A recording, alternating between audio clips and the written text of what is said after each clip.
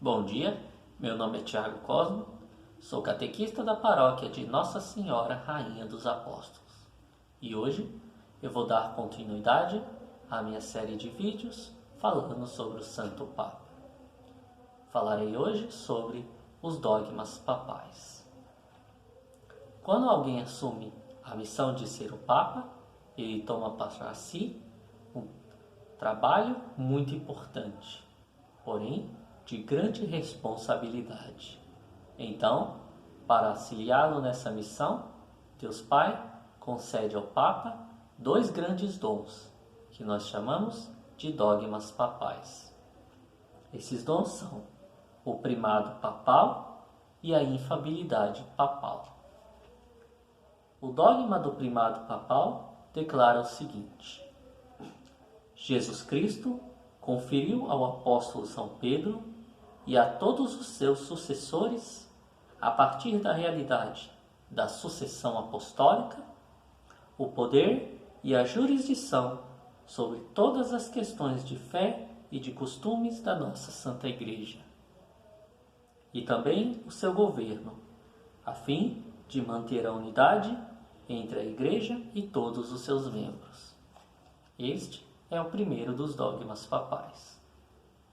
Mas o que significam essas palavras? Em primeiro lugar, significa que foi o próprio Jesus Cristo que escolheu o apóstolo São Pedro como o líder da Igreja. Esta é uma realidade que é muito clara na Bíblia e nós podemos vê-la em Mateus 16, do 18 ao 19. Jesus fala a São Pedro: Tu és Pedro, sobre essa pedra eu edificarei a minha igreja. O poder do inferno jamais poderá vencê-la, e eu vou entregar a você a chave do reino dos céus, porque tudo o que você ligar aqui na terra será ligado no céu. Tudo o que você desligar aqui na terra será desligado no céu. As chaves são símbolo de poder. Então, essas palavras de Cristo conferem a São Pedro o poder da Igreja. Em segundo lugar, o dogma diz que esse poder de São Pedro estende-se para todos os seus sucessores. Então, todos os papas são legítimos governantes da Igreja, escolhidos por Deus Pai e por Jesus Cristo.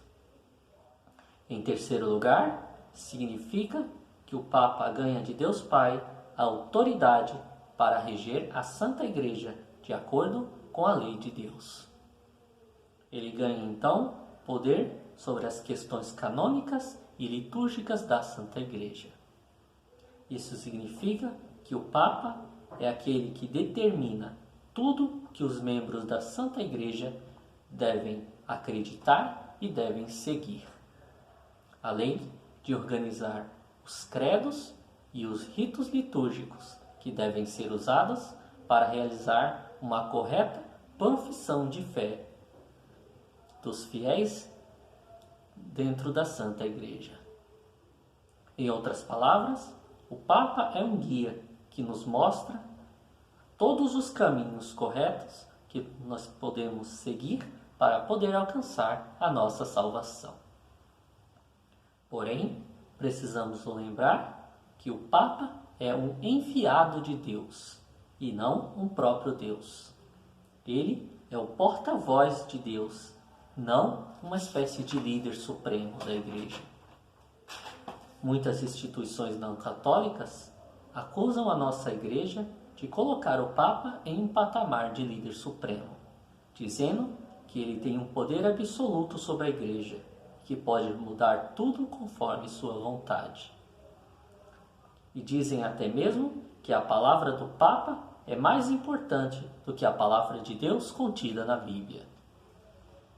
Porém, isso é um grande equívoco. É um dos maiores enganos que se pode cometer sobre a posição do Papa. O Papa é sim o líder da Igreja, mas ele não tem poder supremo sobre ela, e muito menos pode ir contra a revelação divina de Deus.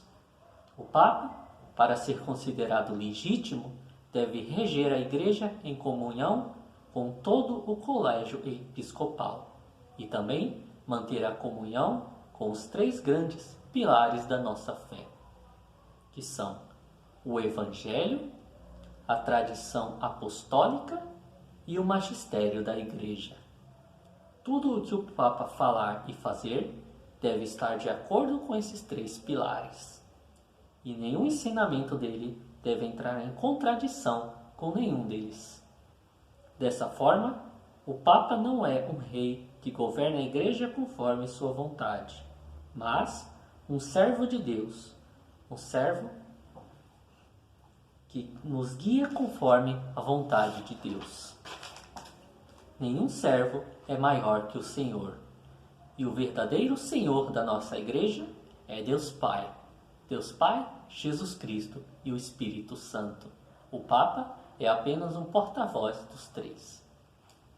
Muito obrigado a todos, que Deus vos conceda os dons da sabedoria e do entendimento, e que Ele vos abençoe, em nome do Pai, do Filho e do Espírito Santo. Amém. Tenham um bom dia a todos.